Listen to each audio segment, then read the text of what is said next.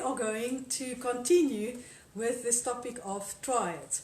So in this video clip I'm going to look at the different types of triads that we get on the various scale degrees of the major and harmonic minor as well as the natural minor, and I'm going to just talk to you about different ways of figuring triads. Okay, so what you have on the board here is I've written out C major for you guys, and I've abbreviated my major, so it's a capital C with a colon. And then what I did was I built a triad on each of the different scale degrees of C major. Okay, so our root every time, so all the scale degrees of C major is going to be our root. So if you look at this, so that is in other words the root, the root, the root, etc. Okay, so when we build the triad on the tonic of a major, in other words our tonic triad, it's going to be C, E, G, and no matter what the major scale is, every time when you build a triad on the tonic, it's going to be a major triad. Okay, and I'm going to talk a bit about the figuring just now. Okay, and whenever you build a triad on the second scale degree of a major scale, it will always be a minor triad.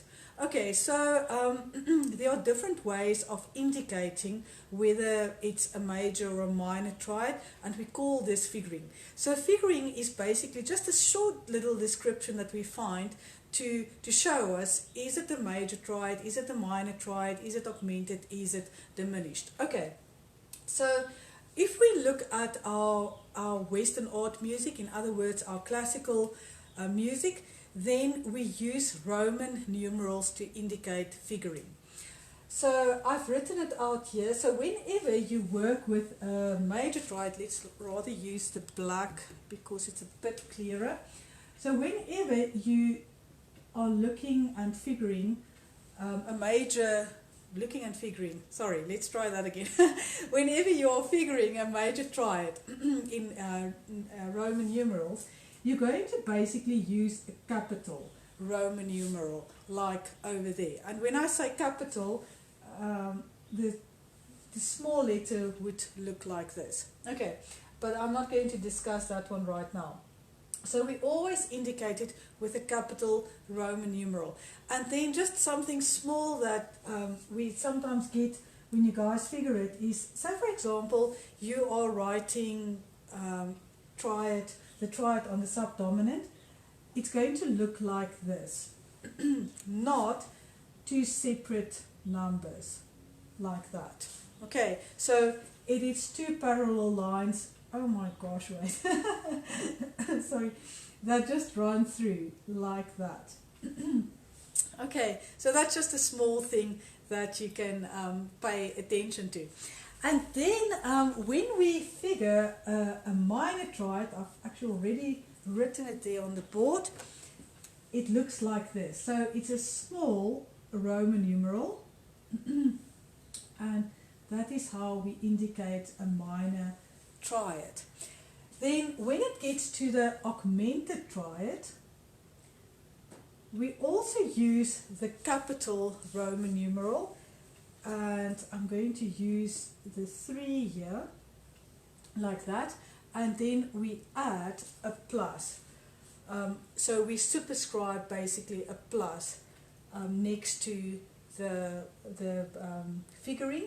And when it gets to the diminished triad, there are two ways of actually indicating that the triad is diminished. So first of all, we would say right 2, I'm using the minor figuring for the actual the scale degree, and then you can either write a little circle there, again superscribe the circle to indicate it's minor, or what you can also do is to actually just make like a minus sign.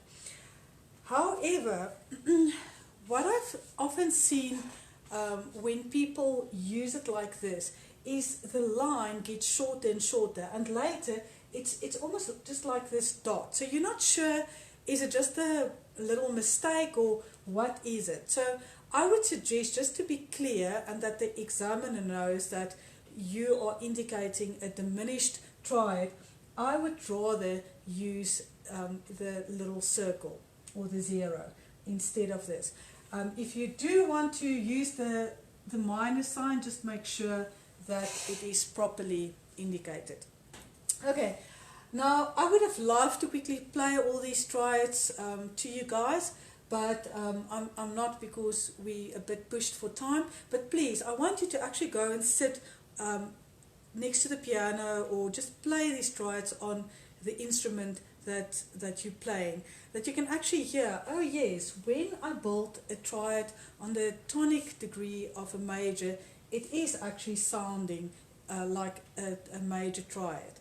Okay, when I play a triad on the second scale degree, it is a minor triad. Okay, so always whenever you work with any major, the tonic triad is always going to be major. The triad on the second scale degree, minor. Also minor when you get to the third scale degree. Your subdominant and dominant triads are both major. And then when you get to this, the triad on the submediant, it's minor. Your diminished, your leading tone triad is going to be a diminished triad. And then of course your tonic triad is major again. Okay, so now we're going to look at the figuring of our triads on the scale degrees of our harmonic minor. So I've written out a harmonic minor here. As you can see, I've got my G sharp that I've indicated every single time. So if you play the triads on each of these scale degrees, no matter which harmonic minor it's actually going to be, when you play the tonic triad of a minor, it will always be a minor triad. Then the triad on the supertonic is going to be diminished, and then on the median it's augmented, and then minor on your subdominant, major on your dominant, major on your sixth scale degree, leading tone diminished, and then of course your tonic is minor. Just something that I want to just add here, and that is that sometimes the leading tone will be raised and sometimes it will not be raised. So you always need to check, is it actually raised or not, because that's going to have an effect on the quality of your triad. In other words, the type of triad you have. And the ones that are influenced by it is your triad on the median, the dominant, and the leading tone. Okay, so if we take away the triad, the leading tone, so if we take that away, this is just going to become a normal major triad. Okay? If there isn't a raised leading tone here, your dominant triad is actually going to become minor. And if you don't have a raised leading tone at your leading tone, then you're going to actually have a major triad on your leading tone scale degree. Okay, so please just keep that in mind, just for in case they sneaky and they actually give you an example like that in the exam. Okay, so then just one last thing that I would like to point out when it gets to figuring. There's another way of figuring, and that is by means of chord symbols. So those of you that are doing jazz, you are familiar with it. So I'm just going to quickly show you guys and revise how to do it. So whenever when you're referring to a major triad, you look at the root of the triad, and that then becomes the chord symbol. So if you take this triad, for example, the root of the triad is C, and the chord symbol for a major triad is a capital letter. Then the chord symbol for a minor triad is, in this case, so I'm looking at the root, that's the name of the triad, and now just to specify the type, I'm going to write a small letter M there to indicate it's a minor triad, so it's D minor triad. Okay, and then let's just quickly take this one, and I think I did say this, but the difference between your Roman numerals and using chord symbols is that chord symbols are always used at the top. I don't know if you can hear the hadida there in the background. And then when it gets to Roman numerals, they always indicated below the staff. Okay, so your major triad is indicated by means of a capital letter. So this one is going to be F, that one is going to be G. And just to give you a couple of more examples for minors, so because my root is E and the quality is minor, this is going to be E minor, and this is going to be A minor. Now when it gets to diminished, I think I'm just going to quickly jump here. When it gets to your diminished triad, you can either, there are once again two ways of indicating it. And that is, I'm going to clear some space here so that you don't get confused. I'm just going to take this out for a moment. Okay. So your diminished works like this. So it's the minor figuring. I'm sorry, I am still thinking of D minor. So you're going to use the minor figuring. So you've got the name representing the root, okay? And then what you do, so instead of writing minor, what you're going to do is you're going to replace the M with either a superscript dim, so B dim, or what you can also do is to have your little circle. What you can also do is to have your minus sign, but like I've already explained, I prefer not using it, but you're welcome to actually use it. And then when it gets to your augmented triad,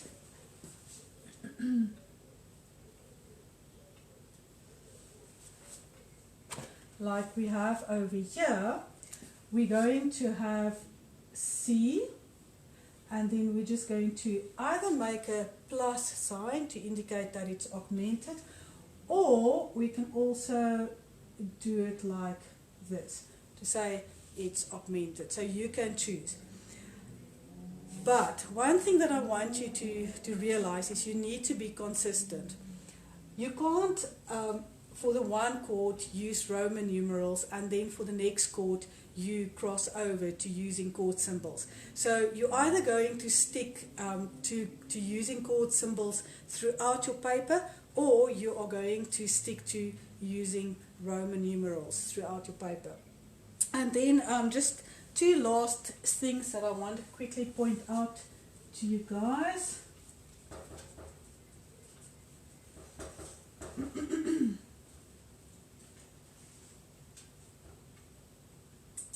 Okay, so whenever they ask you to figure a triad, so say for example they give you this.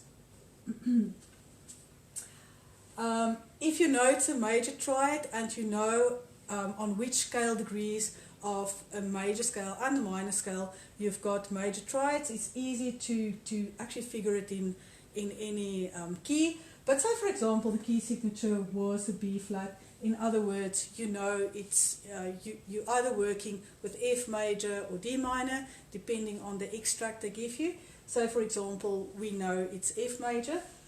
How you're going to figure that triad is you're going to write a capital F with your colon to indicate that it's in F major, and then you are going to figure the triad. Okay, so you have to indicate the key, colon, and then the Roman numeral, and you have to do that for every single triad that they actually ask you, unless it's in the same piece. So say for example it's in the same piece, so in other words the same extract, and then the next one that they give you is this, then you don't need to indicate the F again. Okay, but if it's separate triads that's got nothing to do with one another, different key signatures, then you're going to actually write the key in front every single time.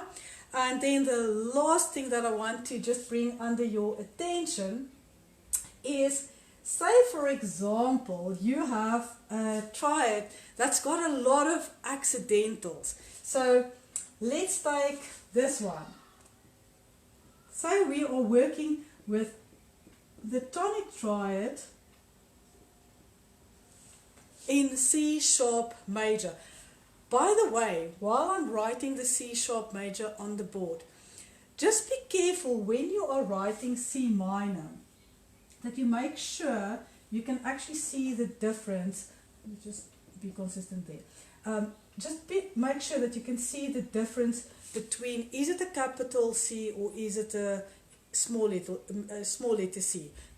Sometimes it's a bit unclear, so just be aware of that. And I'm so sorry, it just fixed this horrible sharp and it looks like that. Okay, that's better.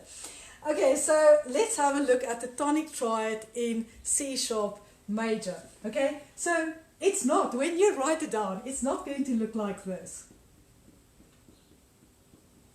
Okay, you know it never looks like this in any music piece. Okay, so the rule there is as follows. So you always write the top notes accidental closest to the note, and then the bottom one is sort of next to it, and then the middle one is over there. So it actually makes kind of a V. Can you see? So that's just something small, but if you're going to, say, do something like this in the exam, no, this is my black pen. Huh? Okay, so say, for example, you did this in the exam. Although it looks a bit weird, they're not going to mark you down on that, but especially if you're going to study music after school, I would suggest just get it right. But this is the rule, this is how it works. Okay, I hope you enjoyed it. If you have any questions, please just write them for me in the comment section. I will definitely answer them. And then I just want to remind you, I'm not sure if you're using a book, but you know that I'm using my book, and I'll show you again. Okay, so this is my book that I've written. It is really a very good book, not just because I've written it, but because I'm really passionate about music and I know how to explain it that you understand it without too much detail. So there's a good balance between explanations and exercises. So you're not going to I don't know, complete 1,000 different exercises if you already understood it within the first 10.